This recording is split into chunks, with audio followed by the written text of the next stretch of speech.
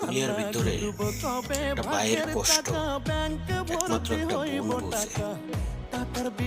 একটা বোন 100-র ভিতরে 80% বুঝে বোন ভাইয়ের কষ্ট, কিন্তু ভাই একটা বোনের কষ্ট হয়তো 40% বা 50% বুঝে। কিন্তু একটা বোন কারণ মার পরে উনি দায়িত্বটা নেয় যে ভাই গিলান কিভাবে থাকবে।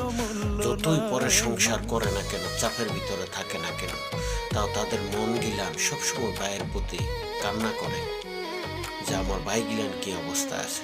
কিন্তু অনেক সময় ভাই নিজের বউ সংসার করার পরে বউয়ের কারণে অনেক সময় বোনেরে মন খুললা কিছু বলতেও পারে না, দিতেও পারে না পরিবারের কারণে, কিন্তু চায় মনে। কিন্তু তারা বউর কাছে এমন সময় এমন ভাবে বান্ধা হইয়া যায় যে বোনের